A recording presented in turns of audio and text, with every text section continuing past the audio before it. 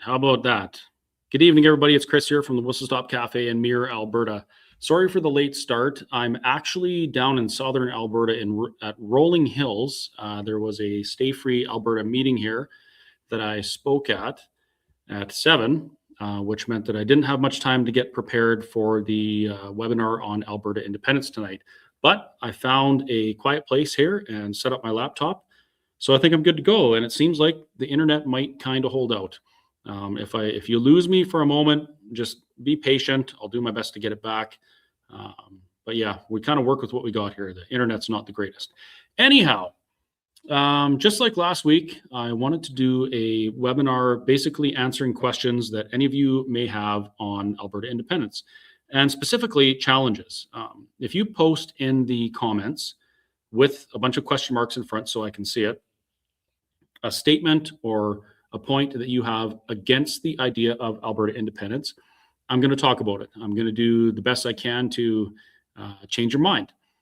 My goal is, and I've been successful with this so far, my goal is to flip all of the anti-Alberta independence points to pro-independence points. And it's been relatively easy so far.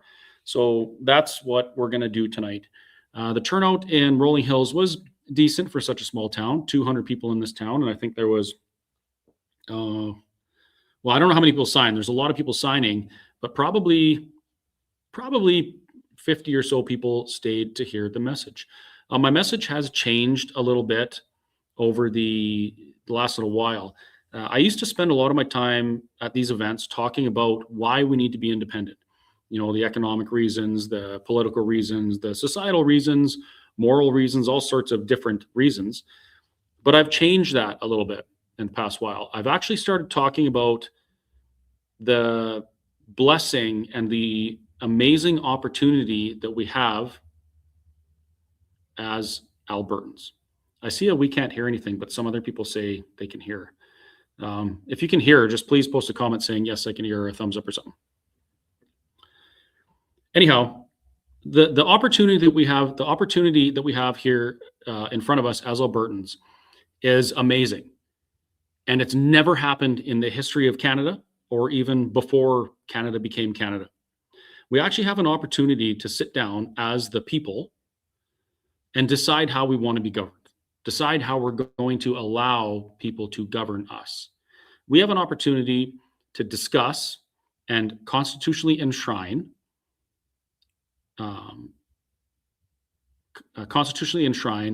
a foundation that tells those who may govern us what freedoms or rights we are willing to give up from time to time in order to be peaceful and coexist in a society. That hasn't happened in Canada. The Constitution that we have right now, the Charter Rights and Freedoms, they're based on the British North America Act. And the British North America Act was kind of, in a nutshell, it was what changed Canada from a group of colonies to a country. The British Parliament, British government, the British Crown gave us self-governing powers. But it wasn't the people that did that. It wasn't a group of people like you and me that locked themselves in a room like those people did with the Alberta Prosperity Project working on the draft constitution. It wasn't a bunch of people that were going to be governed by this constitution that decided that this is what we're going to allow government to do. It was actually elite and government and the Crown who locked themselves in rooms with probably lots of wine and women in London. And they wrote a document, the British North America Act, and passed it into law that told us how we were going to operate and how we're going to govern ourselves. The difference between that and a constitution that we're going to write in a new Alberta is that we're going to tell the government what their limits are. We're going to say, hey, we have sovereign inherent rights given to us by God, not by government, but we're going to decide as a people how we're going to balance those rights and responsibilities, and we're going to enshrine that in the Constitution. Do you know how amazing that is? Do you know how much of a blessing it is that we have an opportunity to do that? That has never been done in Canada before. Even when Alberta and Saskatchewan were created by legislation, we didn't get asked. We didn't get a choice. There was no referendum. There was no plebiscite. There was no nothing. It was a, hey, we are going to make provinces out of the Northwest Territories so that the United States can't absorb that territory. We never got a say. And guess what? Those treaties that people are talking about preventing an independent Alberta right now, those treaties existed before Alberta and Saskatchewan were legislated into existence. There's already been jurisdictional changes while the treaties were in force, whether it was from the Crown to the Dominion of Canada or from the Dominion of Canada to the provinces, and the treaties have survived. That's a whole other conversation, which might come up in the questions. If you want to go there, let's go there. But yeah, please put your questions up and your challenges. I want you guys to challenge me and basically say, Chris, we cannot be independent because of this. And then I'm going to talk about it. So I don't have a producer, so I got to go scrolling through the comments to find them. Don't forget the question marks. It makes it a lot easier. We have here. Okay, so Lynn says, this isn't a question, it's a statement, but I'm going to deal with it right now. So should this go to a referendum and there's a majority plus 1 or 1% to separate, do we then have to get yes from the federal government and provinces before we can separate? Would our fate be up to them to decide if we get the majority to vote to separate? Okay. Before I answer that question, I want to explain something. There are two ways by which, two basic ways by which Alberta could become independent. One of those ways is through what's called the Clarity Act. Now, the Clarity Act was based off a Supreme Court ruling regarding the Quebec secession attempt in the 90s. And the Supreme Court ruled that a province may not unilaterally secede, meaning that a province may not elect a provincial government and the provincial government unilaterally say we're seceding. That's not allowed under under Canadian law. However, if a province has a referendum with a clear question, and I don't know, a clear question would be something like, do you agree Alberta should cease to be a province in Canada and become an independent state? That seems pretty clear to me. And there's a clear answer. And clear answer is, this is another, it's a subjective thing, objective thing. Some people say 50% plus 1 is a clear majority. And that would be true because that's a majority. In this case, I think the higher we get over the 50%, the better off and more easily attained our goal will be. You know, if we have a 65% yes vote, that's pretty plainly obvious. But if it's a 50% plus 1, that's much more difficult. Anyway, they said that if a province has that referendum, then it will lead to negotiations with the federal government, which may result in secession. So the idea there is that the referendum would result in the federal government having a conversation with Alberta. Kind of like if both parties in a marriage decided that they wanted to get a divorce, they would go to a mediator or counselor before they got divorced. If the gap was too wide, the divide was too big, then the negotiations obviously would fail and they would get divorced. Same thing with Alberta and the federal government. It is very likely that the federal government and maybe some province or others will try and block and say, no, we need to have a constitutional convention. The Constitution has to be changed in order for Alberta to leave. That is 100% incorrect. 100% incorrect. If there is a majority of the people in Alberta that say they do not wish to be governed under the current structure any longer, being the Canadian Constitution and the Canadian federal government in this system, there's only 2 ingredients. My friend Cam said this great. There's only 2 ingredients required for an independent Alberta: the will of the people and international recognition. If a majority of people through democratic means in Alberta say we want to be independent and govern ourselves free of Canada, that's democratic will. That's the will of the people. International recognition and support would facilitate that. So that's all we need. So the idea that all the provinces would have to decide or we have to change the Constitution is wrong. The Constitution would need to be amended, but that won't be any concern of Alberta's, because Alberta will have already said, we do not consent to being governed under this law. Does that make sense? And if you don't believe me, there's plenty of examples of this across history. Some went well, some went more messy, but we get to learn from all of those. So I hope that answers that question. I'm just going to continue right into the questions. Lots of good evenings. Good evening to you folks as well. Thank you for joining. If you don't mind, just pop a comment there where you're joining from. I'm in Rolling Hills, Alberta. It's minus 20 down here. The wind is blowing. It's pretty miserable outside, but it's really nice in here. Thank you to all the oil field workers for getting the dragons out of the ground so that we can heat our buildings. And Alberta will continue to use energy into the future, unlike what our Prime Minister Mark Carney would have us do. Okay, excellent question from Stuart. Immigration, how will that be handled? Well, I can tell you it will be handled by Alberta, to the benefit of Albertans. Right now, immigration under the Constitution is a joint jurisdiction of the federal government and the provinces.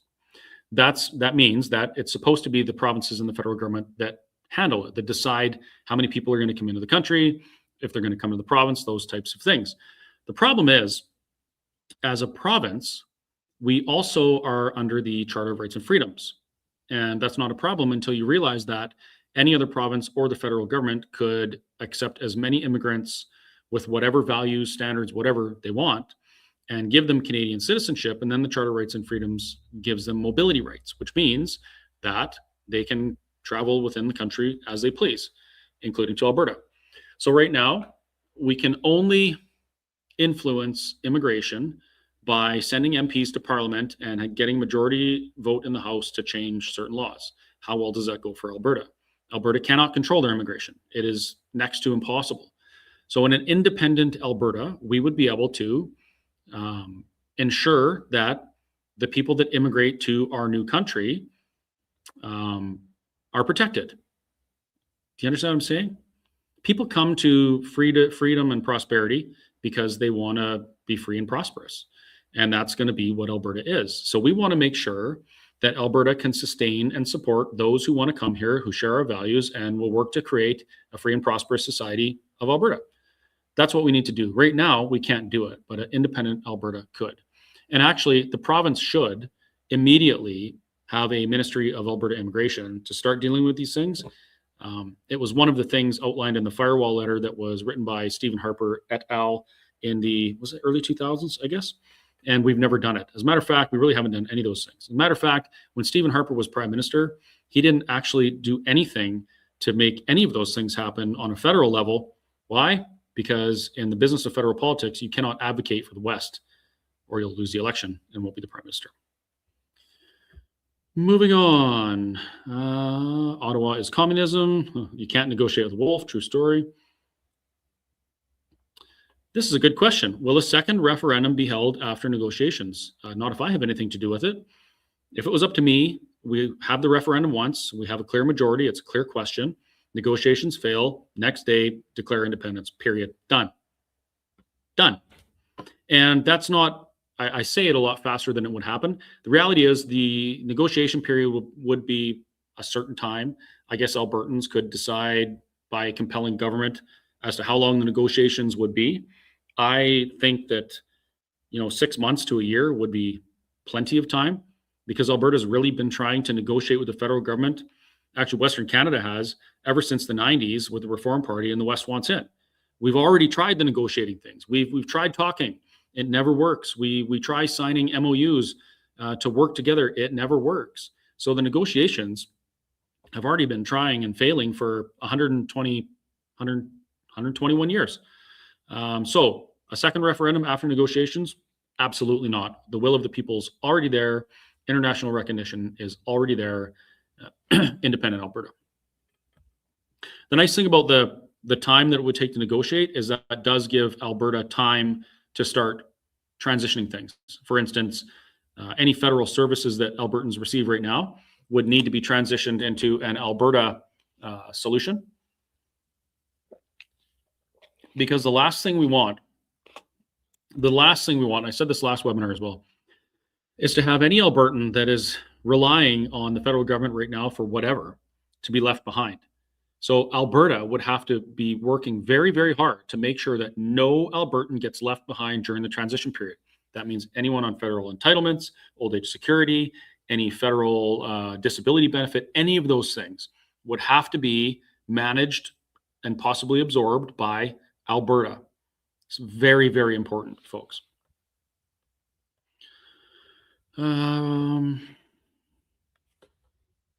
Okay. Again, on the negotiation. Chris, are there talks of negotiation panel after the vote? There are lots of questions on how long the process of negotiation would take. Some say years. We're not going to put up with years. I can tell you that right now. When we get 1 million people signing to put this referendum question to Albertans, that's going to tell the provincial government, hey, we're not messing around and we're not going to play your games. So get this done or we're going to take over. And when you have 1 million people in a province of 5 million that are like-minded and politically motivated and organized and activated, you can get things done for sure. So years, absolutely not. As for who will be on the panel, I have my opinions. I don't know if Danielle Smith would agree with me, but I hope she does. I say Dr. Dennis Modry 100% should be on that panel. He's been working on these things for over 30 years. My lawyer, Jeffrey Rath, should be on there because, love him or hate him, you do not want to be on the other side of a debate or a conversation with Jeffrey Rath. If you have a different opinion, he will turn you into a pile of goo like he does with people in the courtroom. Dr. Michael Wagner should be on that panel, amongst others. But those are just my opinions. And it really is up to us to pressure or convince the government who should be on that panel. But if the government is really advocating for Albertans, they would pick the strongest negotiators, the brightest minds, the people that know the most about these things. And I've mentioned some of those names. So there's that. Oh, yeah. People are tuning in from everywhere. Sylvan Lake, Devon, Bashaw, Edmonton, Millet, all over the place. Right on. That's awesome. Okay. This question comes up a lot. Chris, if we vote to separate and we have a majority, what are the next steps for Albertans? Are we still beholden to the feds? Or rather, when will we not have to be? Rocky Mountain House. So, Barbara, when we vote to separate and we have a majority, the next steps would be negotiation. Immediately, our provincial government should be we should be inviting Ottawa delegations here to negotiate the terms of our secession. Then they're going to try things. They're going to say, oh, we'll give you pipelines. We'll lower your carbon tax. We'll only kill half of your ostriches this time. They're going to try all sorts of things. I personally wouldn't buy any of it unless it came with radical constitutional change that involved basically tearing up the old one and having a constitutional convention with all Canadians that set limits on government and had something similar to the United States. But that's not going to happen. So the next steps would be the negotiation. When negotiation fails, then it would be a declaration of independence. So from now to then, it's important that we do some things like Jeff Rath and Mitch Sylvester, Dr. Dennis Modry have traveled to Washington and met with some people in the Trump administration to talk about, what do they feel about this? How do they feel about an independent Alberta? And would they recognize a democratically willed independent Alberta? And they said yes. So we have that international recognition. There's other countries that have hinted that they would recognize as well. I think Holland is one of them. Brazil, there's many others. So it's that's that. Now, here's another thing. Once we start negotiations, we still have to maintain day-to-day operation of the province, right? So the government still has to do government things. Bureaucrats still have to do government things. People still need hospitals. They still need schools. You don't want to interrupt these things. So those things have to continue. But there comes a time when the letterhead on the paper changes. So when the negotiations start, day one, that is very important that we start working on these things. And at that point, I would just say,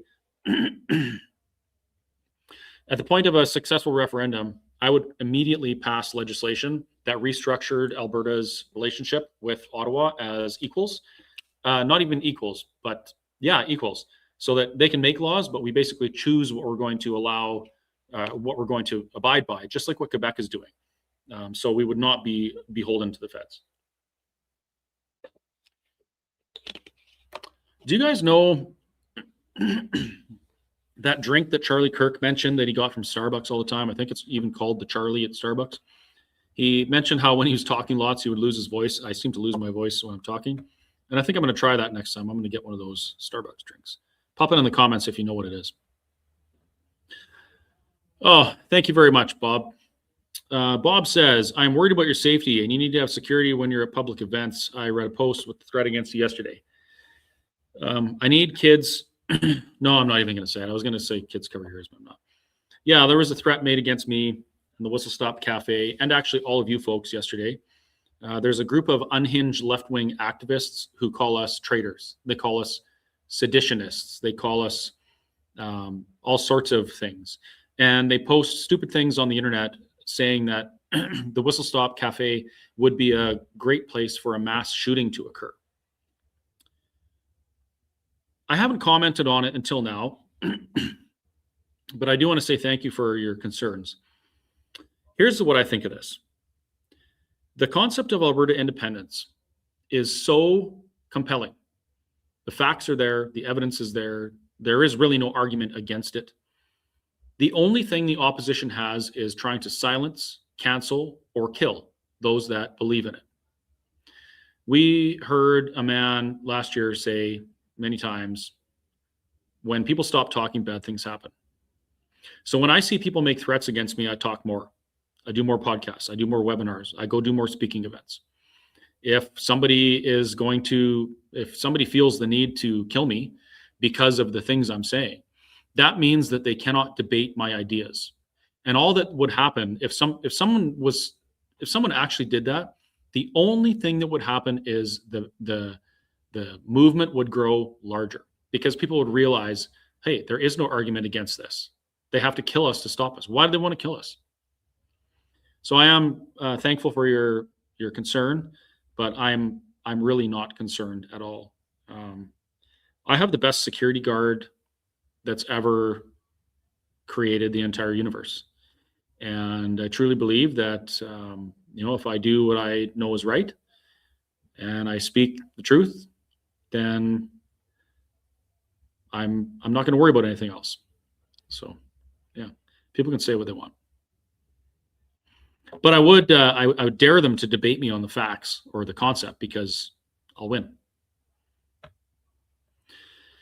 Renee, great question. What about First Nations? Do they get a vote? Of course they do. They're Albertans. They 100% get a vote. My idea and opinion on First Nations, like treaty stuff, is differing from others in the independence movement, in that I see an independent Alberta as a fresh start, like a beautiful fresh start that can right a lot of wrongs in the past that have contributed to some devastating statistics that our First Nations brothers and sisters face every day. Some people say we should just give them more money. And, I would say that would probably work, but that's the easy path. And how well has that gone? Do you know a First Nations man living on reserve lives an average of 17 years less than a white man or someone off reserve? They're, I think, 150 to 200% more likely to commit suicide, 100% more likely to have a mental health or addiction issue. 150% more likely, or 150 or 100, a percent higher chance of living in poverty. It's not good. So anyone advocating for that current system I don't know why they would hate people that much, but they are people. They are Albertans, and they get a vote. They should be listening to these things too, because the people that stand to benefit the most from an independent Alberta, should they choose to renegotiate or reframe the conditions of their existence in this land, are First Nations people. If you go to www.whistlestoptruckstop.ca, yes, the CA was before I became a hardcore independence person, whistlestoptruckstop.ca/blog. If you go there, I think the last blog that I wrote was called Why First Nations Stand to Benefit the Most from an Independent Alberta. Read that. Seriously, read that. I outline it. I explain and defend my position. And I also acknowledge that at the end of the day, those treaties were signed by the Crown or the federal government of Canada and the First Nations group. So it's up to them. Do they want to keep going with those treaties? Do they want to continue having Ottawa own their reserves? Yes. Ottawa owns the dirt and the reserves. They own everything. The First Nations group do not own anything. That's why they can't get collateral loans. Do they want to continue with that and be abused by the federal government and like they have for the last 150 years? Do they want to continue with the 300 to 500 active litigation claims against the federal government at any given time? Does that sound like people that are very happy with the treaty and agreements that they're living under right now? No, it doesn't. We could fix that. An independent Alberta, we have a huge opportunity to completely change the future of an entire group of people, not just Albertans as a whole, but more so our First Nations brothers and sisters. So please read the blog, get to know my opinion, share it with others, or challenge me on it. If you have differing opinions and you think that I'm out to lunch, send me an email, reply to the blog. I'll read it and I'll consider it. And if you're right, I'll talk about it on a webinar. So yeah, give her.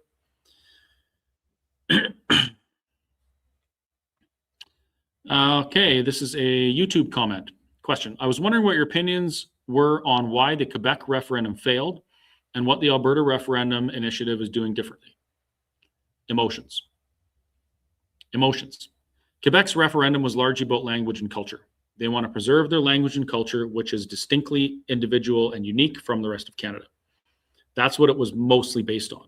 You folks might not know this, but Quebec lived in a pseudo-apartheid situation for a long, long time. The Protestant and Catholic groups, the English and French-speaking parts of Quebec, they were not nice to each other.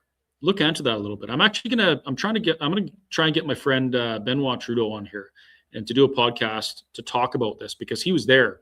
He was part of this. He knows the ins and outs. But that's the general idea, is that it failed because they didn't have a massive educational campaign preceding it, as far as I know.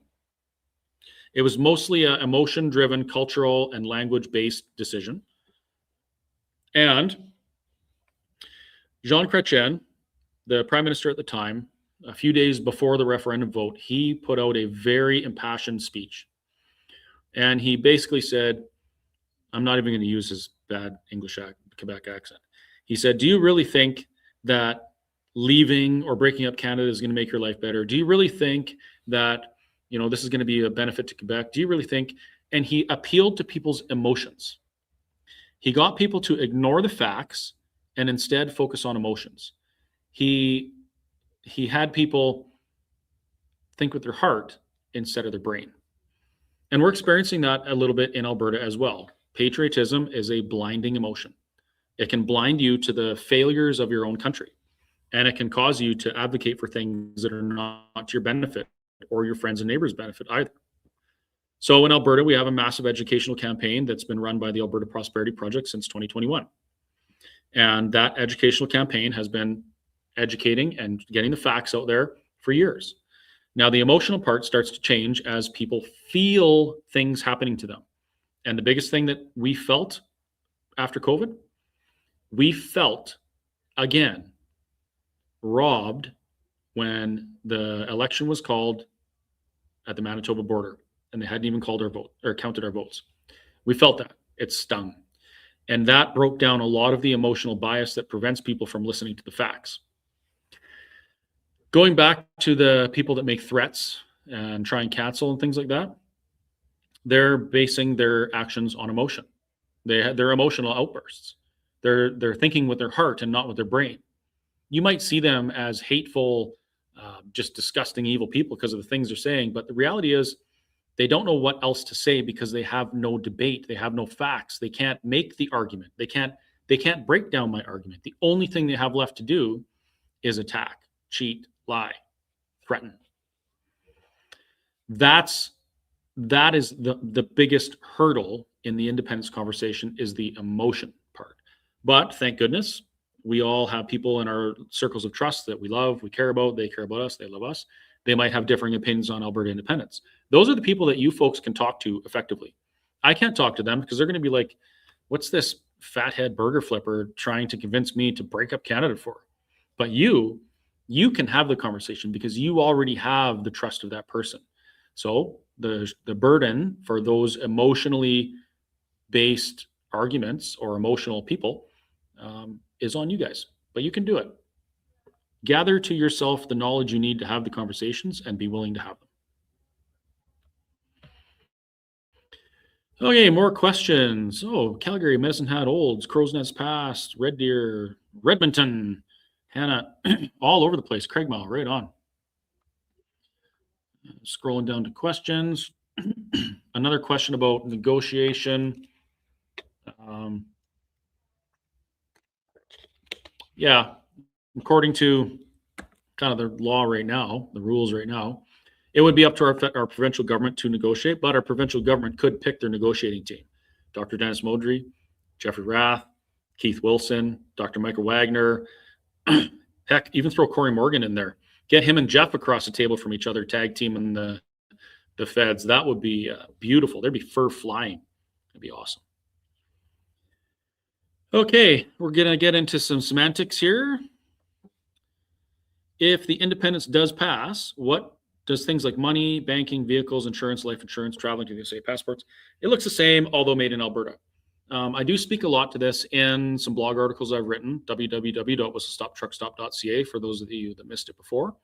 I do discuss currency and banking. Currency, in my humble opinion, I believe we should do the same thing that other countries do, and you should use the US dollar right off the bat.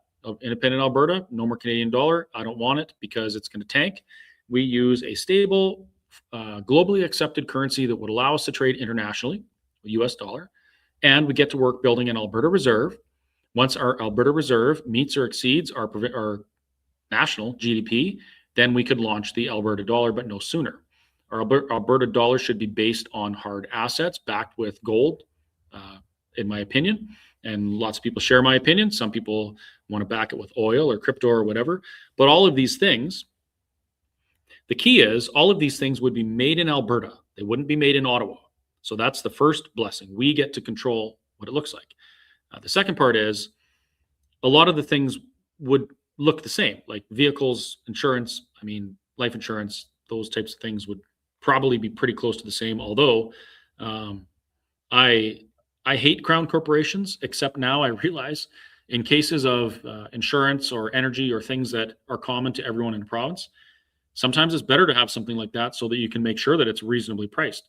That's why SGI actually has a market in Alberta right now, because Alberta private insurance is so expensive, nobody can afford it. Well, we can afford it, but we hate it and we're paying way too much. So short answer, it would look the same, but on Alberta letterhead.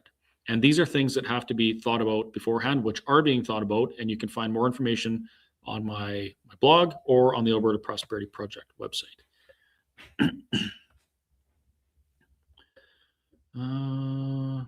Charlie's drink was Mint Majesty tea with 2 honey. Thank you very much. I'm going to order that. Okay, great question. Gary asks, Chris, how important is the USA sovereign recognition of Alberta if when our federal government puts up all the potential roadblocks that they will likely throw at us? I doubt they will ever negotiate in good faith. Bingo. I'm going to ask another question. Put in the comments. Trump, love him or hate him. Comment wherever you're at, whatever platform. You can even put a reason why afterwards. The Trump administration and the United States in general respect democracy and they respect the will of the people. So if Alberta, the will of the people was that we wanted to be self-governing, independent, become a nation, they would support that. I watched Trump in his negotiation tactics and basically causing entire armies to stand down by saying the word tariff. I have a feeling, no, I could be wrong, that our friends south of the border who know we have oil and actually like us and want to work with us would have no problem using some leverage to make sure that negotiations are done in good faith. And as much as I want to say I believe it wouldn't be in good faith, I still want to believe that Canada believes in democracy. You know, a lot of us have seen contrary to that, but there's other countries that have declared independence, and Canada has been the first to stand up and recognize them because they believe in the democratic will of the people. So it is arguable that they may just do that with Alberta. There could be some hard feelings and emotion that prevent that, but I hope it doesn't. If it does, it's important to have big trading partners and recognition from places like the United States. Ah, yes, Stone Lee. First they ignore you, then they laugh at you, then they fight you, then you win. So where are we at right now? They fight you? They laugh? Yeah, we're kind of right around there. We're going to win pretty quick, folks. Ah, there you go. If you're ready to lose Alberta way of life to a new way of life, mass migration, I would argue, ready to become a minority in your own country, then Canada is the place for you. Otherwise, Alberta independence. Yeah, there's a lot of. Did you know that there's some people in our groups that are on the Canadian Anti-Hate Network's watch list now because we talk about immigration? I think immigration is a wonderful thing. Immigrants built the country. They come here because they want to work hard and prosper, and they do. They buy businesses, they provide services. It's an absolutely fantastic relationship. But those are the people that come here because of what the Western civilization is. They want to be part of that. There is the other type of people who come here because they want to bring their shithole here and convert beautiful Western civilization into the shithole they came from. I don't agree with that at all. That's why we need to control our immigration. We need to make sure that the people that we bring into our nation are aligned with our values. Don't have to be all the same religion, don't have to be the same color, don't have to be the same political stripe, whatever. But we do have to believe in a few basic things: freedom, liberty, prosperity, right?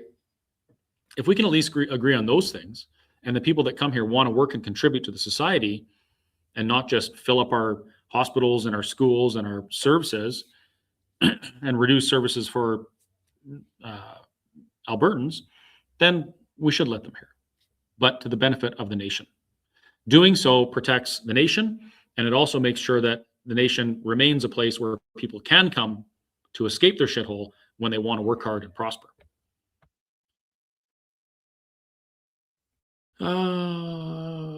Yeah, I'm all for free speech, but you cannot make calls for violence like that. Yeah, some people are just, the guy's just, am I allowed to use the R word? Am I? Can I use the R word, folks? Yeah, he's ridiculous.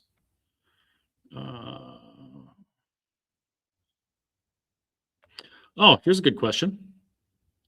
Chris, this goes with the threat question. Because the independent referendum petition is for Mitch, what happens if anything happens to Mitch? In the rules, it says that someone can take over, but nothing's going to happen to Mitch because people, they talk like that, but I don't think they really want to do it. Let's hope. Okay, more questions.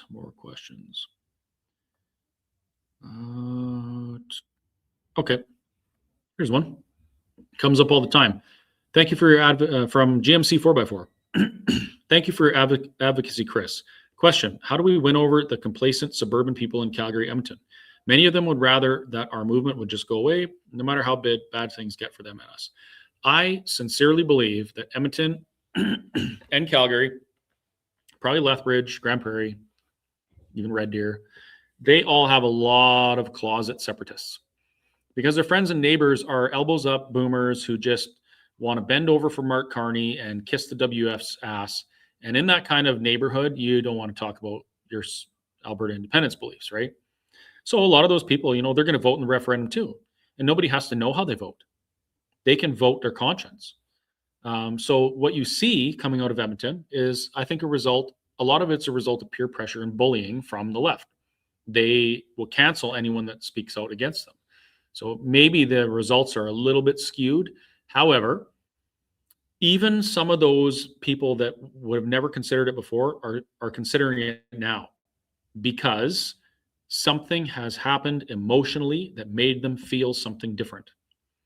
They watched the vote end at the Manitoba border again after 15 years of liberal tyranny, liberal, destruction of Alberta, and it made them feel something. So even those people who were patriotic Canadians before in Alberta have realized that this can't work.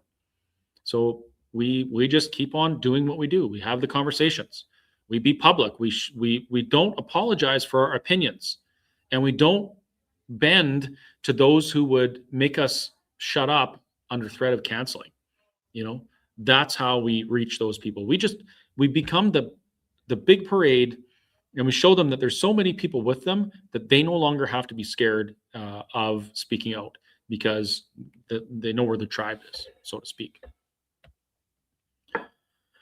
Okay. Okay. Are we planning for sabotage of vote by elections Alberta after the farce in Red Deer with closing voting stations, locking the doors, and people in line taking 2 weeks to count? I don't think so. My friend Don, he once said, we just need to make it too big to rig.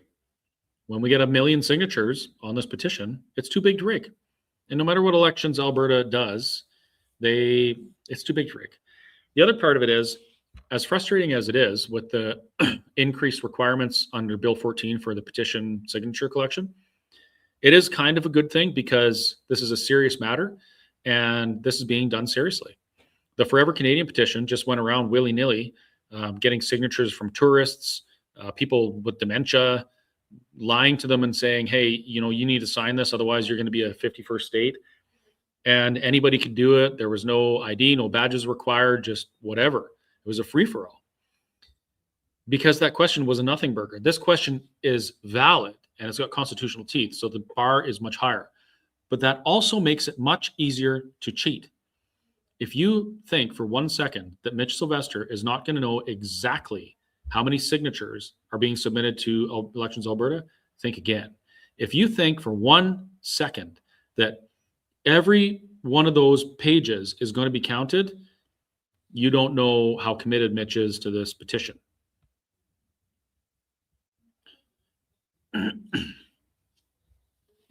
Lynn says, so did I understand you correctly? The old age security payments would need to be absorbed by the new country, Alberta. That's my opinion. I believe that no matter what, even if it costs Alberta $5 billion, we cannot leave anybody hanging. Lynn, if you're receiving old age security and the federal government says, oh, Alberta's independent, we're not giving it to you anymore, even though you're still a Canadian citizen, if they treat people like that, Alberta must step up and take care of people, because it's the right thing to do. I will advocate for that. I'll say that at every turn, at every event, whatever, and you guys should too. But the reason for this is because there's a lot of people who are $200 short of losing their place to live. $200 a month, whatever. They lose that, they're done. And we don't want to cause them to go through that. That means we got to step up and help, even though it might cost us some money. But all of those programs would be, in a new nation of Alberta, different. When you're paying 30% less tax, you can save up more for your retirement. But we know that the damage has already been done for some seniors. So things will get better over time. We just have to make sure that people aren't getting left behind in the meantime. Does that make sense? And again, I'm not the president of Alberta. I'm not a politician or anything. I'm just sharing what I'm going to fight for as an individual who's civically engaged. Yeah, and here, this Christopher Scott guy, he put up my website, which is right here. That's where you can go, whistlestoptruckstop.ca/blog. I'll leave that up there for a minute. Yes, here we go. Leanne says, I think the Chiefs are worried as the umbilical cash corridor will be severed from Ottawa. Well, it doesn't have to be. They could continue having Ottawa own their reserves if they really want to. I don't think that's a good path. I think that will be to the detriment of every First Nations person who is not on the executive council or a chief. And it is worth pointing out that it's the chiefs and elite leaders within the bands that are opposed to Alberta independence for the most part. The people, many of them are in a situation where they're just hanging on by a thread. And one of the talking points the opposition uses is, if Alberta goes independent, you're going to lose that lifeline, right? You're going to lose that food box, like what Venezuela was doing.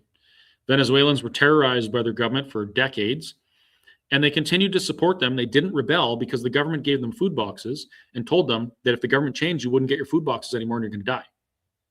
So I'm saying right now, no Albertan, as long as I have my way, is going to go through that. If you're a First Nations person and you're only hanging on by a thread because of something that your band is giving you, you're not going to get left behind in an independent Alberta. At least not if I have anything to do with it. The Chiefs, different story. Nice new cars, mansions, lots of money, lots of power. They really have no reason for anything to change. The status quo has been very kind to them. But how has it treated their people? Oh, thank you. Mike says, separation. Where is it going. It's landlocked, no army, no air force, and healthcare and hospitals are a mess. Okay, thank you. This is a challenge for me. This is a statement against Alberta independence. Let's start with the landlocked. Landlocked is my favorite. An independent Alberta would be landlocked for sure. Alberta within Canada is also landlocked. The difference is an independent Alberta would be able to negotiate trade deals, would be able to negotiate access. Right now we can't. And how well has it gone for us? We have one pipeline that got built in this liberal craziness. It ended up getting taken over from the government because the government had such bad policy that no company wanted to touch it anymore. And that's all we got. And when we try and do things like what Daniel Smith did with Mark Carney last year with the MOU, it just gets shut down by everybody. They say, no, never, no, never, no, never. Alberta can't get anything done right now. And we're landlocked. Once we grow up, we have some negotiating leverage. Vancouver needs to move, or Canada needs to move stuff from the Port of Vancouver to the GTA. Very important. They need to move things both ways. Well, they got to go through Alberta. So we have some negotiating tactic there. Alberta right now is landlocked, yes, but it is also policy locked.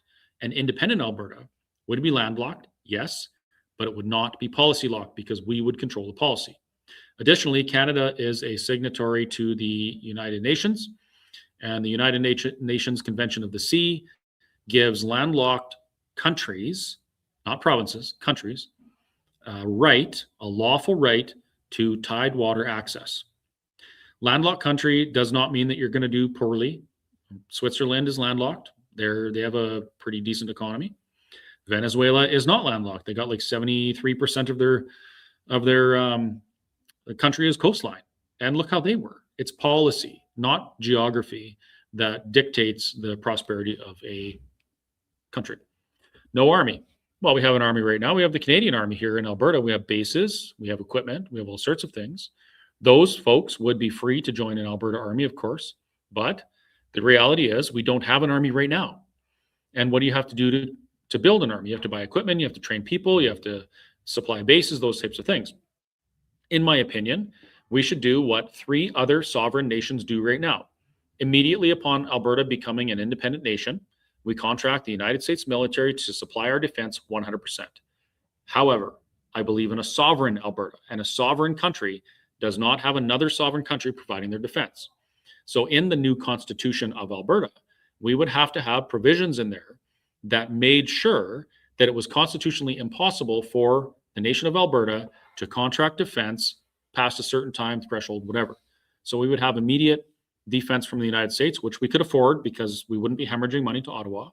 That defense force could also do things like civil infrastructure, just like they do in the United States. And we could build our Alberta military at the same time. Now, we would have a different type of soldier in a nation of Alberta because we wouldn't have a bunch of woke generals more concerned with putting tits on men than they were putting guns in their bullets in their guns. We would get back to celebrating our military strength instead of denouncing it as bullying. We could do things differently here, and it will be much better if we take responsibility for it. Same with the Air Force. Healthcare and hospitals are a mess. Yeah, they're kind of a mess. Do you know why? Because we have a bureaucratic nightmare in this province and in this country. It is an absolute nightmare. In a new independent nation of Alberta, we could constitutionally enshrine things like DOGE, a mandatory public audit at specified time for all public institutions, everything. Teachers, schools, hospitals, education, health could and should be audited. No stone left unturned, no closet door left locked. Everything should be transparent and open to the public. We could do that. We could constitutionally enshrine that, and then no government would ever be able to change it. No NDP government would be able to weaponize unions against us to try and steal power that they shouldn't have. Our Constitution would prevent it. So I would argue healthcare and hospitals being a mess is one of the reasons we need to be an independent Alberta with a constitution that prevents those things from happening in the first place. Thank you for that comment, by the way. Can First Nations people veto the referendum? No, they can't. They're Albertans. They get one vote in the referendum, period. And that's, I mean, there really isn't much more to say. Read the blog post I just wrote, Whistle Stop Cafe, whistlestoptruckstop.ca/blog. Scroll down to the why First Nations would be benefit the most with an independent Alberta. You can read all about that there. I signed today, Alberta Strong. Thanks for your hard work, Chris. You are very welcome. I have a lot of fun doing this, and it's great to learn and go on this journey with you folks. I wouldn't have it any other way.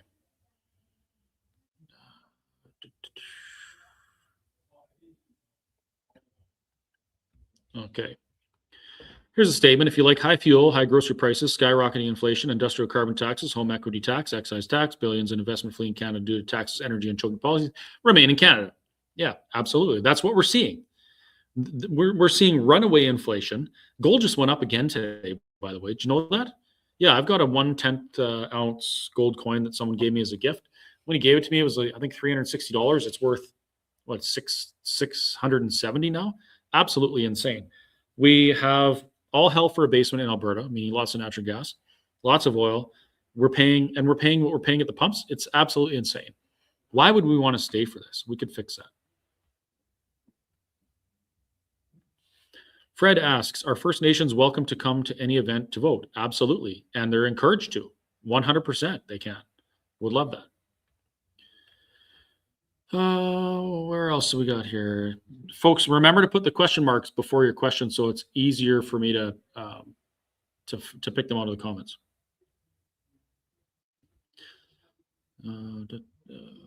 These people don't give a shit. The left have no morals or values. Well, they do. They're just different than ours, and they don't align with our morals at all. Wes says, much love, sir. Right back at you, buddy. That guy makes some of the best brisket ever. Him and my buddy Adam, they're geniuses. Cindy asks, would AISH be gone and we start a functional healthcare system as this one's broken? Lots of reforms needed. I don't know. Oh, AHS, not AISH. The reality of AHS is, nobody likes them, except for the people who get pensions from them. But we need someone that's willing to run the show, run the bureaucracies. I say it shouldn't be a centralized organization like AHS with way too much power. It should go back to communities. Do you remember that when communities used to have hospital fundraisers and we had hospitals? Bashaw has a really nice health center. They used to have an obstetrics and gynecology department. They delivered babies in Bashaw. They did all sorts of things. And now, there's nothing there. You can go there and I don't even know if you can get a stitch anymore. But my point is, we used to manage these things locally to the benefit of the people in the community. And we gave up that ability, that sovereignty, for comfort and convenience. So we didn't have to do it anymore. We didn't have to participate in the hospital board, and someone else would do it in a centralized fashion, and then we'd get better services. Well, that never, ever works out. But in an independent Alberta, if we're paying 30 or 40% less tax, actually, no, it'd be more than that. With the amount of tax that we would be unburdened with, I don't know, we'd be paying less tax. Maybe we wouldn't have to work 60 hours a week to eat, live, and maybe buy something we like. Maybe we could get back to using our own wealth and our own prosperity to benefit us, and we would have time to go sit on a hospital board. We'd have time to go sit on a school board. People don't do those things right now because of comfort and convenience, or not just comfort and convenience, but no time. We just can't do it when you're working that much. I worked oil patch for 20 years. I never did anything except for vote because I never had time. But we don't have to be like that. There's countries that actually don't let people work overtime. Norway, with their $340,000 per person heritage fund, don't let you work overtime. It's completely frowned upon. You have to take holidays. You have to take time off, and you can participate. Now, they do pay a lot of tax, and it's a little different than what I want to see in an independent Alberta, but the concept is the same.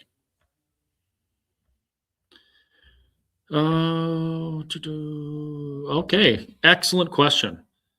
China is currently trying to purchase 100% of the Grand Rapids pipeline in Alberta. They already own 50%. What happens if China purchases our oil before we become independent? Well, then we'd have to buy it back. I do not believe that any foreign company should own any more than 49% of an Alberta business, period. Like, it just should not happen.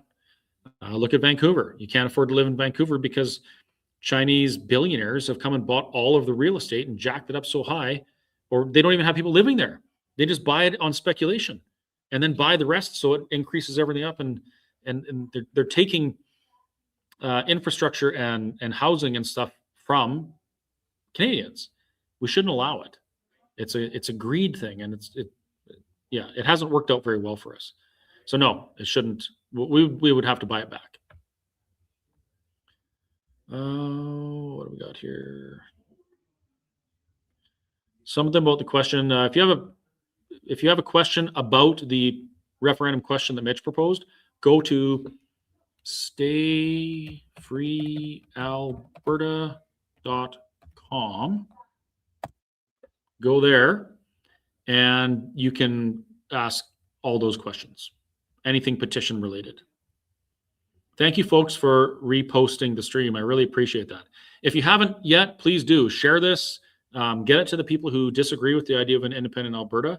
I would love for them to put their comments and questions in here. That's kind of what this is for. I want people to challenge the idea so that I can kind of live, I guess we're not really debating, but I can at least respond to it. And then maybe they can respond again in the comments.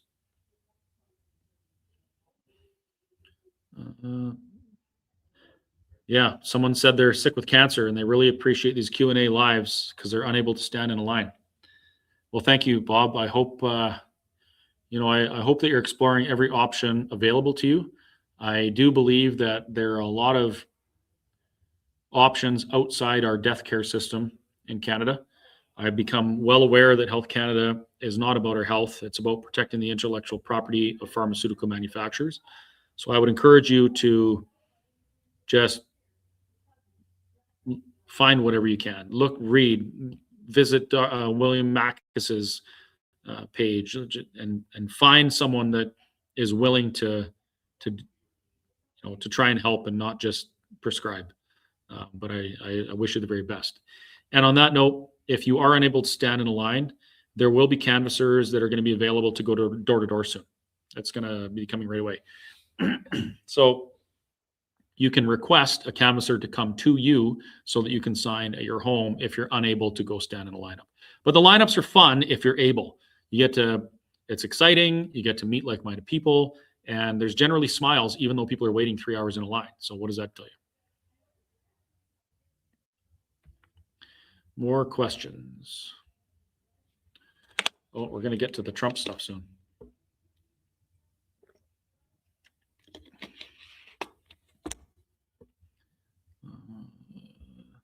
Don always says clean drinking water for all. Yeah, everyone should have clean drinking water.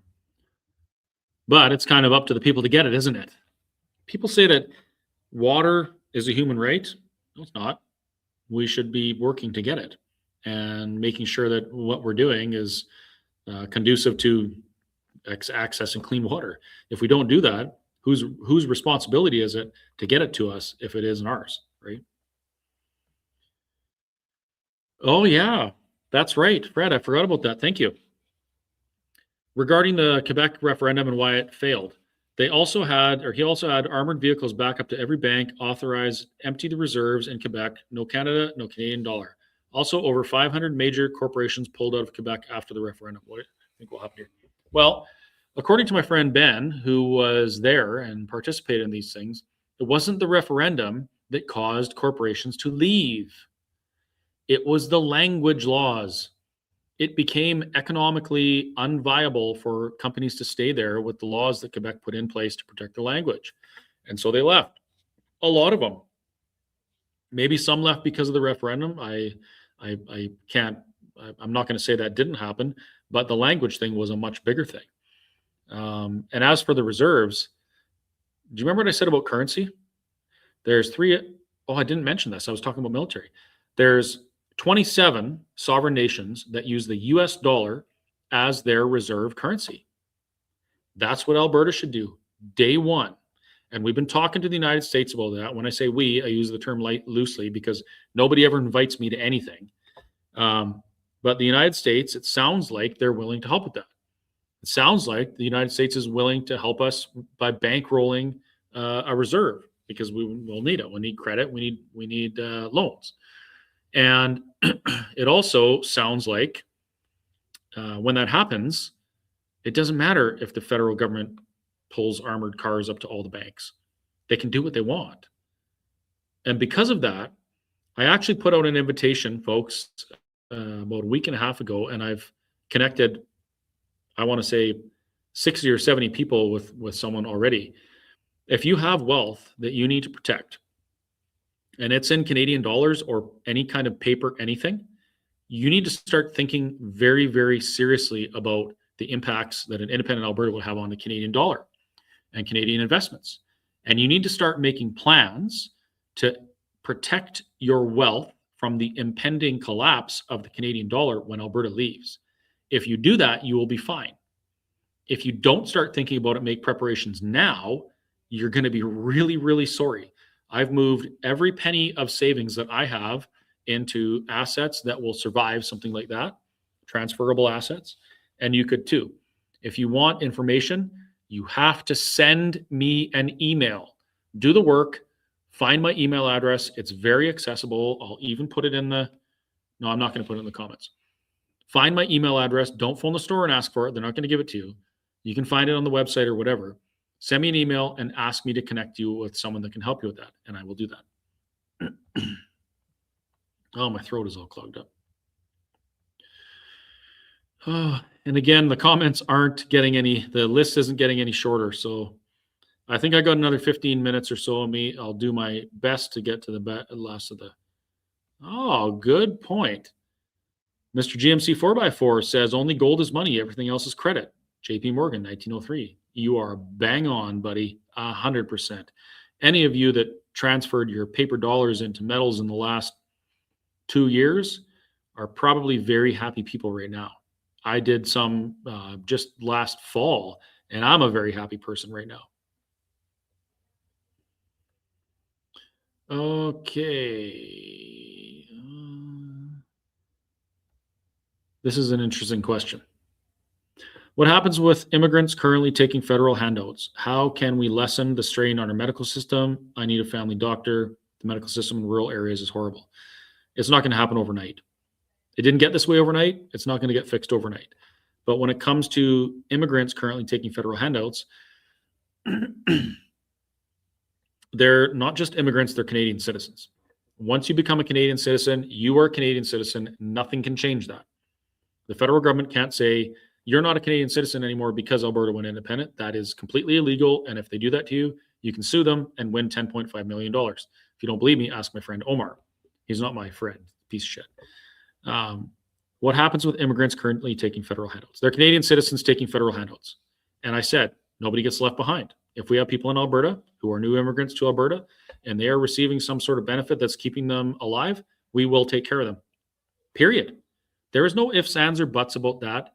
There should be no human cost, no collateral. I know there's some people in ivory towers that just say, oh, you know what? They weren't born here, so whatever, who cares? I care, because they're human beings and they're here.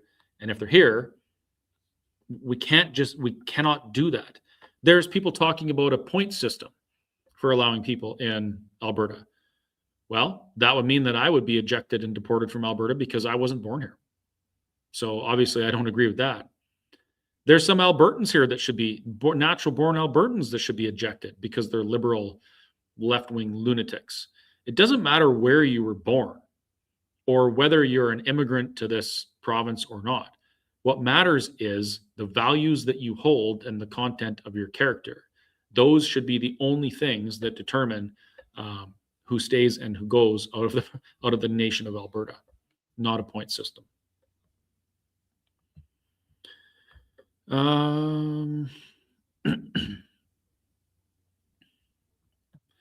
British Columbia, you're going to have to figure this one out on your own. Saskatchewan took the template from the Alberta Prosperity Project. They created the Saskatchewan Prosperity Project.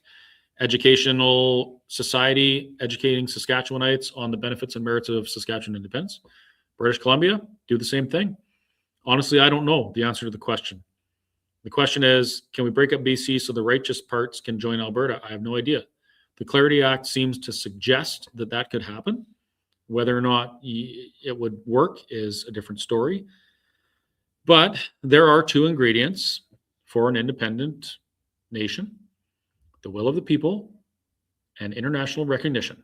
So British Columbia, if you wanted to build a wall around that anus of British Columbia that is the lower mainland, and you wanted to become an independent nation, then you just do the work. And it's a tough go, but I mean, I don't know what else to tell you.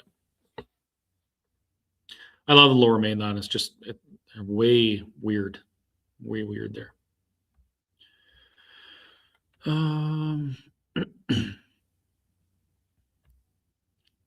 Can Bill C5 be used by the PM in any way to block independence? Short answer, no, I don't think so. If you disagree with me, put your rationale for your disagreement in the comments, and hopefully I'll see it before I punch the clock here in about 12 minutes.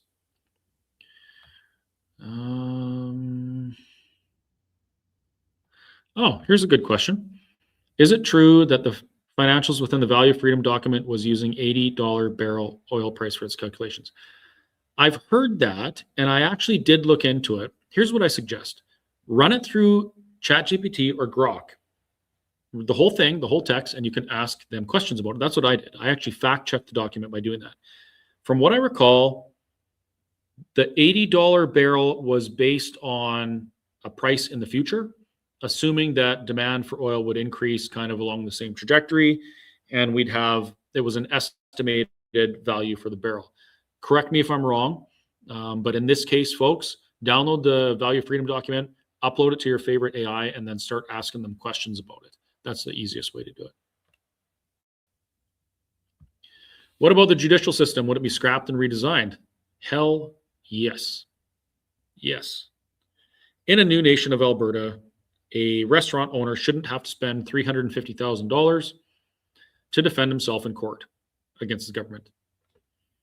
We could constitutionally enshrine perhaps things like the government can't spend more than double what the individual can spend in court, right? So if I can only afford 50 grand, then maybe the government can only spend 100 grand. Why should the government be able to access an infinite tax trough to prosecute and persecute citizens when citizens can't defend themselves? That's an unfair fight. And we could fix that for sure. I don't know exactly how, but it could be done. Lots of people smarter than me that'll probably deal with a lot of these things. What are your thoughts on the rumors about APP being funded by the US? Completely false. I used to be the CEO of the Alberta Prosperity Project. I've seen the books. I could actually see the books now if I really wanted to. I have a trusting relationship with the board. It's not funded by the US. It's funded by people just like you and like me, and merch sales, period. There is no US funding. There might be Americans that buy merch, but that's not funded by the US.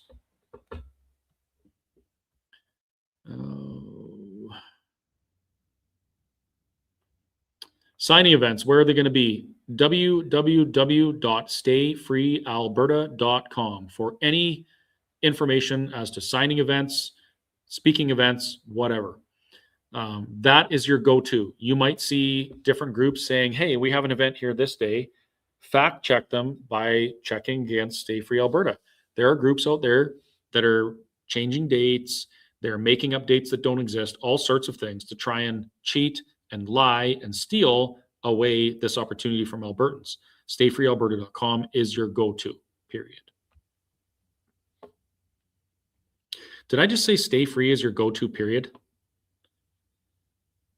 I can hear Carrie laughing at me right now.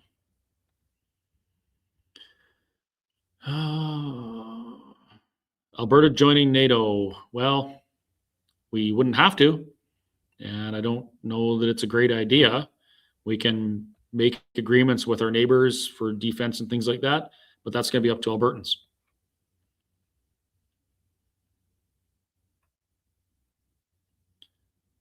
I'm almost to the end. Someone called me a fascist. You're a retard. Yeah, I said it. Oh, someone says the armored car thing is false. It never happened. Interesting. I'm gonna dig into that. Thank you for pointing that out. Oh boy. Here we go. The planes spraying our skies. How can we stop them? The only thing you have to do to stop planes from spraying your skies is unfollow people who are telling you planes are spraying your skies. Every city and town is showing up. Yes, it is.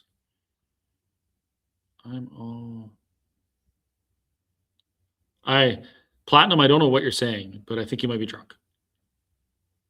Cheers. Huh.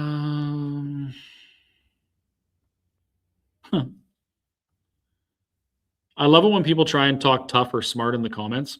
Like they're trashing me, not providing any context or debate or anything to back up their statement, and just making themselves look like a complete ass. It's actually fantastic. Currency. I mentioned the US dollar, gold and silver. ATB Financials an Alberta only bank. It's a federally regulated bank.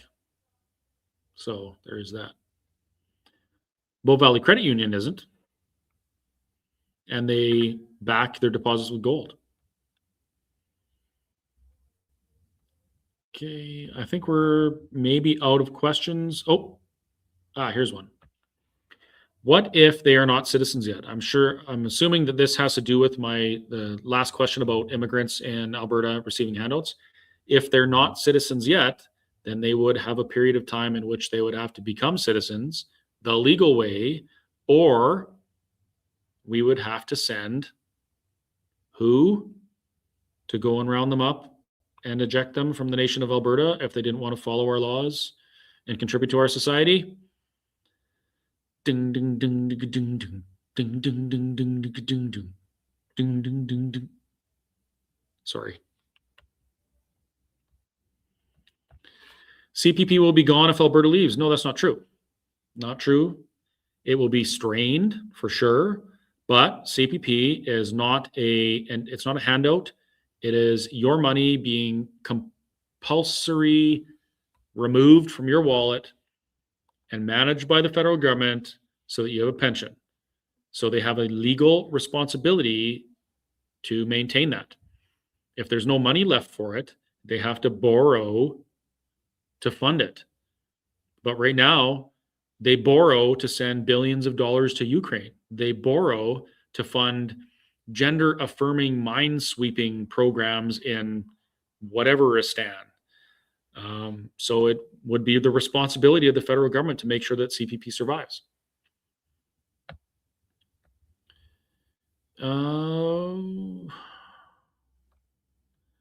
Yeah. Another question. So there's a lot of, okay, so yeah, Steve has some projections here. Kuzma is going to die. Canada is going to collapse economically. Alberta, Smith was thinking far ahead of everyone else. Only Alberta, Saskatchewan, maybe Northern BC are in a good position. I agree. And this is all crystal ball things, kind of educated guesses. But if we know that's an option, wouldn't it be prudent to start taking steps to protect our wealth and our health and our families? These things are real. And I can tell you from personal experience talking with actual Venezuelans, they didn't think that was going to happen in Venezuela. They didn't think that one day they would be fine and the next week they'd be burning their currency because it was worthless. That happens very, very quickly. And only those who are prepared get through it semi-unscathed. So be one of those people and start preparing. Like I said, if you want me to connect you with someone that can help you with that, send me an email with your contact information. You need to do the work and find my email, and I will connect you with somebody who knows how to protect your wealth from things like this. Or don't, it's your choice, whatever.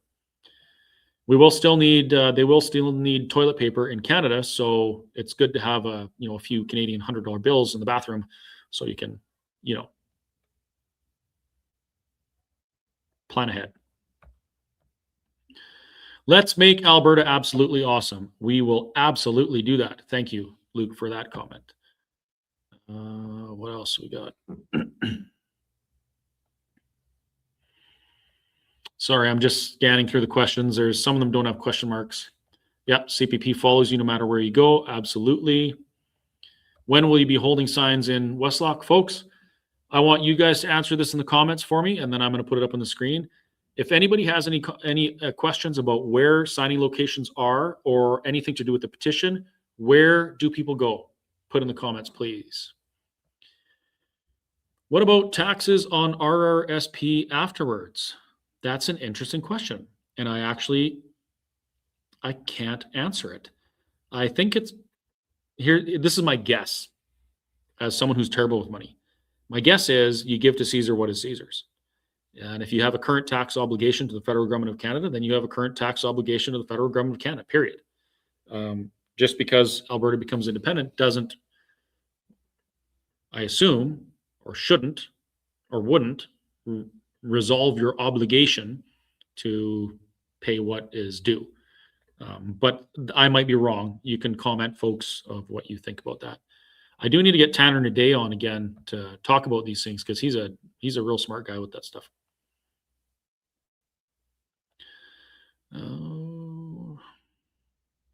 Yes, we need a new system. Absolutely. First and Second Amendment rights. Yes, we do need that. And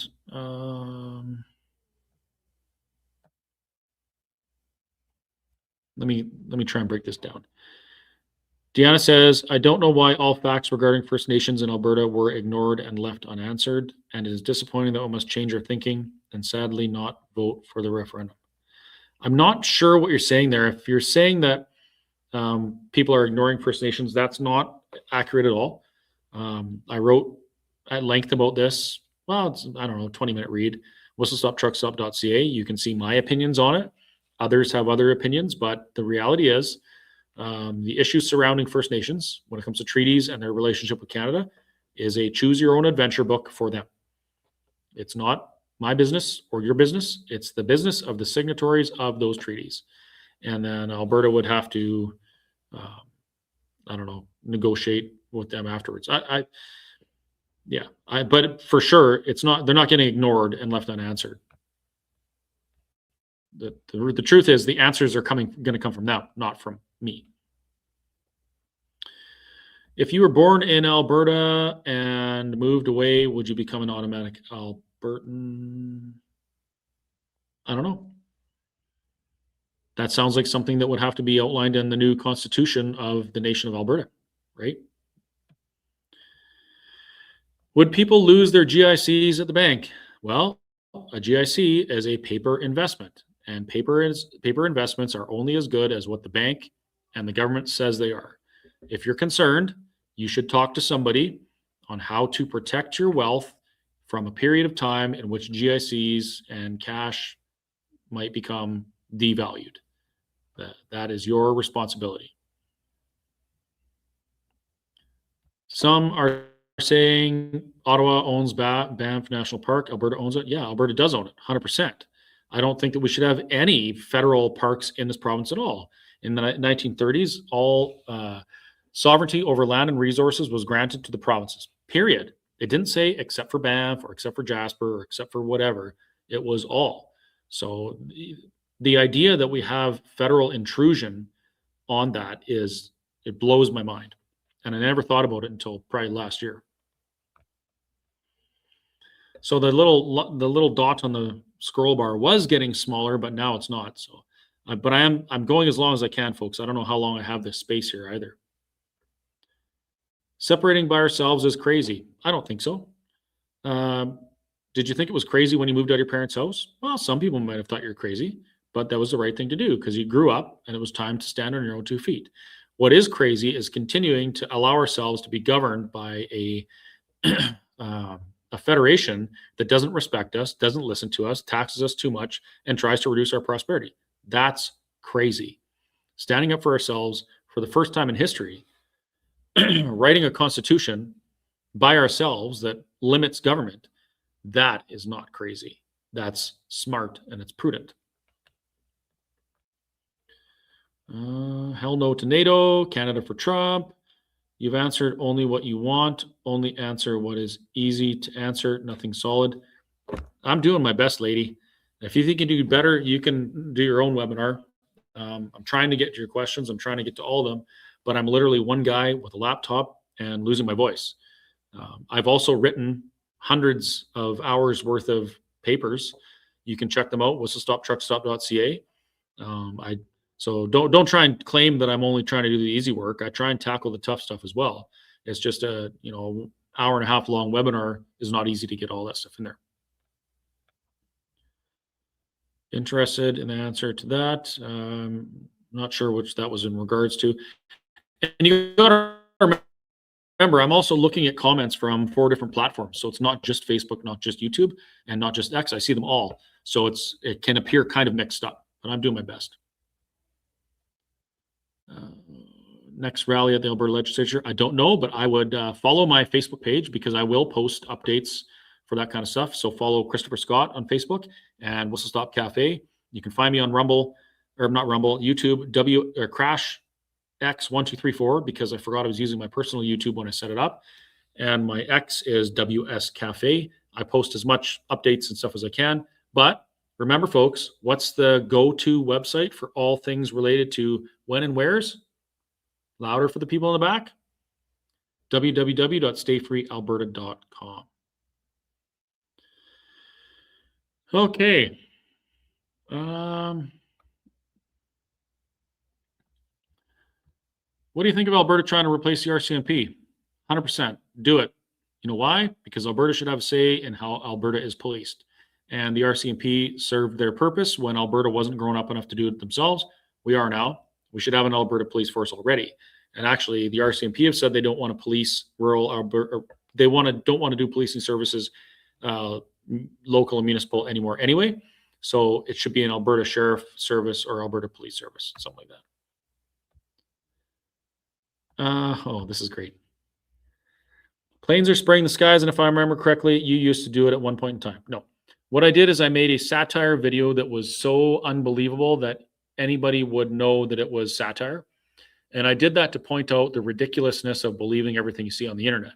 I've been sent so many videos that are so easy to debunk about this topic. I just got frustrated and I was like, you know what? Hold my beer. You want to send me a video that's fake? I'll make a video that's fake and show you how easy. I didn't realize how many people were going to believe it. So no, I never did that. If you want to find that video, how can you find it? I'll find it and I'm going to post it on my Facebook page maybe tomorrow, so it's up there. You guys can see it. But I was trying to explain that the concept that people are talking about isn't possible. It's not possible, but people even believe that. So I don't know what to say. Yeah, no, I didn't do that. I don't even have a pilot's license, so pretty hard for me to do that.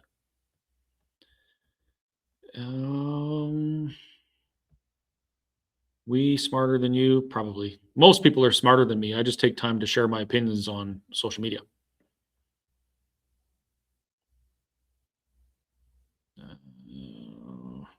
Sorry, people are forgetting to put the question marks.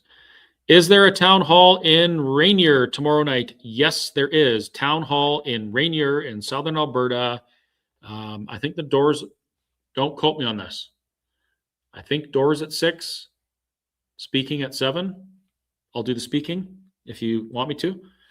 But if you want to know for sure, and you want to make sure I'm not lying to you and giving you disinformation, where do you go? Where do you go, folks? To find all the information on when and where, put it in the comments. Should I give you a hint? It's stayfreealberta.com. Rural residents who are basically physically immobile, how can they get their signature taken? You can actually get in touch with someone from stayfreealberta.com and you can request a canvasser attend to your home. That is something that they will do for sure.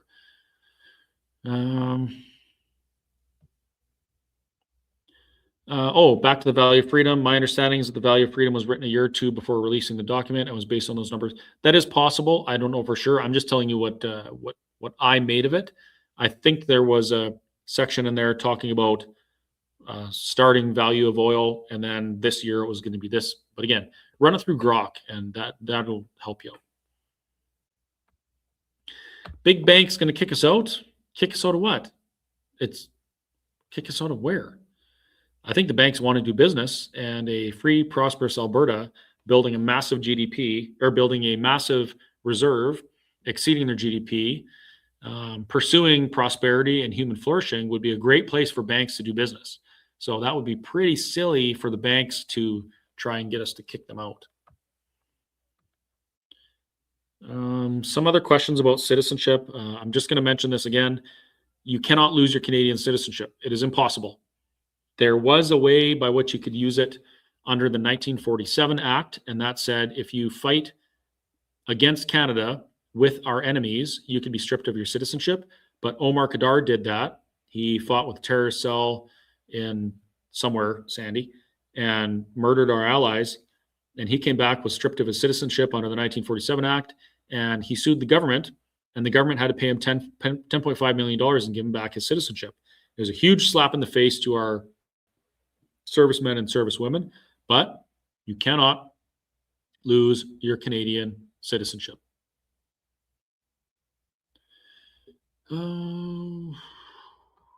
Again, I do worry about my investments in the RBC. I did move everything to Alberta several years ago. Can Carney steal my silver hundreds of thousands of dollars? Man, just bury it in your backyard. No, listen. If you have wealth that you need to protect, it's not going to be a bank that protects it. It won't. I don't care what you say. There are examples of crashes all throughout history, and it has not been the banks that protect wealth. It is smart, prudent investors who invest in things that cannot be taken by a bank or government. If you want to know more, send me an email and I will connect you with somebody that can help you out with that. Man, it's a perpetual question night. I'm trying really hard to get through them all, but they're just not stopping. I will do it again next week. So there's that.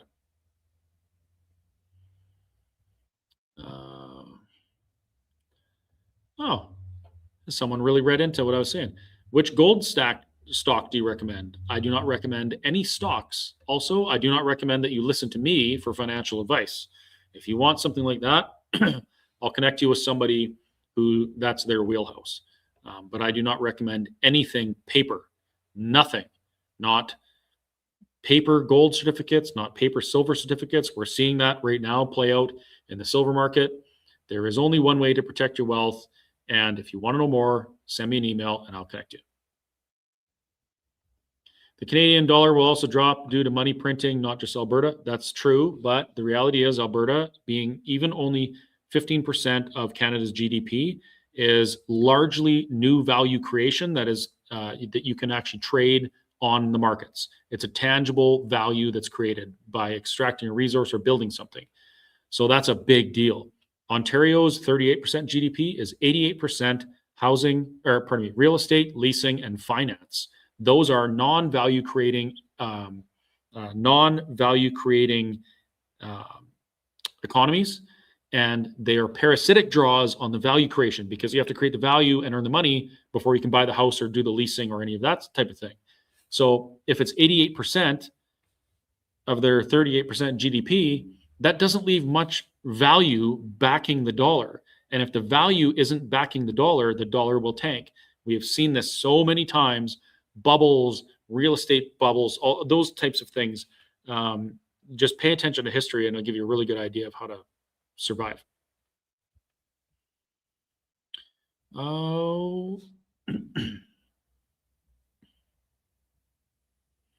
When is the new constitution coming out?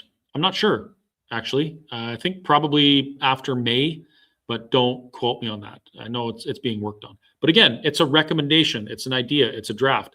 A constitutional convention involves the people of Alberta. We collectively, as the people of the nation of Alberta, decide what our constitution is going to look like. Would it help to put your money into Bitcoins? Again, do not take financial advice from me. I don't even give myself good financial advice, and I really love me. Would it help put your money in Bitcoins? Again, Bitcoin is not something physical that you can hold in your hand. Yes, it has performed well over the last 15 years. It's made billionaires, but there is only one way to truly protect your wealth. Bitcoin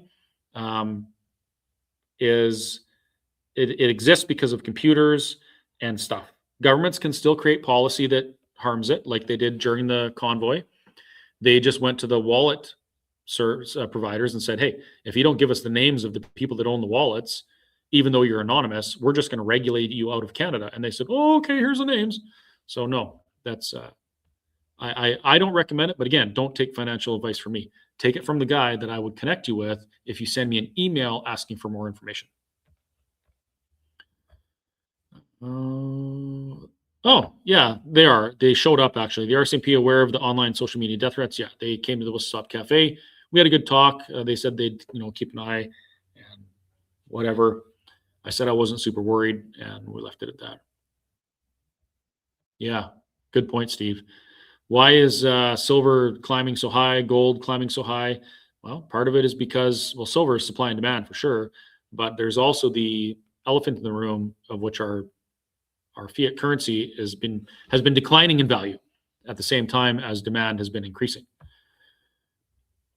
Can anyone sign anywhere in Alberta, or does it have to be in location reside? You can sign anywhere in Alberta. And what about the equity tax if you want to sell a property? Again, this should, well, oh no, equity tax if you want to sell a property. When Alberta becomes independent, I don't believe that Canada would have any right to tax anyone on anything in Alberta. So, but that's just my opinion. We got to get Tanner on. I'll try and get Tanner on next week, and we'll ask some of these things to him. He's really good at that. Left-wing people are saying Alberta can't take Banff National Park with us. What is your answer, please? Watch us. Your Alberta birth certificate is the golden ticket, baby. I have a BC birth certificate. I was born in Campbell River, BC in 1979. I can even point you to the room that I was born in. Lived there for a year, moved to Kamloops and back to Campbell River when I was 13 or 14. 13, I guess. And I moved to Alberta in 2000, and I've lived here ever since. I came home. My whole family's from Alberta. My grandpa worked for Industrial Acceptance Corporation, and so they moved him from Brandon, Manitoba to Edmonton to Swift Current, all over the prairies. Eventually, they moved to Vancouver Island, and my mom and my aunt and uncle loved it so much they said, if you get transferred, you can go, but we're staying. So they stayed on Vancouver Island. And I tell you that story so that you know, my family, they immigrated to the United States, North Dakota. And then they came up to the prairies. One part of my family came to the prairies. My grandma's side went to New Westminster. And they farmed and they worked and they built and they did all those things. And I don't know if it's genetic or something, but I felt at home when I came to Alberta. I love BC. It's beautiful. It's nice to be there. Lots of things to do. But Alberta has always felt like home, even though it's minus 40 and the wind tries to rip your skin off your face. So yeah, I wasn't born here, but I am Albertan for sure. Who actually owned the Crown land? Crown land is held in trust for the people by the government. That's what Crown land means. So it belongs to the people, to the inhabitants of the region, collectively. But then we still have to buy it. Okay, folks, I think that's gonna be it. Someone says, sounds like the plan is to keep Crown politicians. No, all politicians in the new nation of Alberta will swear allegiance to the people of Alberta and the Constitution of Alberta. Any enforcement will not swear allegiance to the government. It will swear allegiance to the people, much different than what we have right now.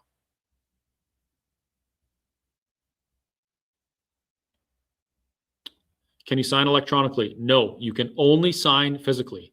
All the information on rules around that are found at Elections Alberta on the interwebs or at stayfreealberta.com. I like this question. Will we let women vote in our new country? Of course. They will tell us that they're going to be allowed to. No, you can send me an email and I will connect you with someone that can explain and deal with that much better than me. You can find my email pretty easily. Thank you to the people who are saying thank you to me and saying I'm doing a great job. I really appreciate it. And for those of you that are telling me that I'm retarded and I should just stick to making burgers, thank you as well. Because whenever I see something like that, it makes me want to work harder and learn more so that I can continue doing this. So either way, I appreciate your comments. And yeah, that's it. Okay. What if Ottawa attacks you guys? If they can get past Tofield, Alberta, I'll probably buy them a pizza at the Whistle Stop Cafe. I am not worried about that at all, folks. Not at all.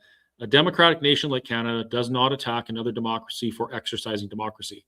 The idea that they would is just ludicrous, especially considering that what we're doing is completely within the Constitution. It's completely within our rights, and Canada has accepted and recognized other countries who have done it before. So no, Ottawa is not going to attack us with their 300,000 pink-haired bureaucrats. Or blue-haired bureaucrats, or I'm not supposed to notice color. Yeah, there's too many questions. I can't get to any more, folks. I got to go. It's quiet out there, which means they're probably waiting on me. Thank you very much for watching. I appreciate all the questions. Please continue to put questions in the comments if you have them. I will do my absolute best to answer them. But another thing you can do, if you know the answer to one of the questions that's in the comments, please reply to it for me on my behalf. I've shared this information with you guys on my journey of Alberta independence for years.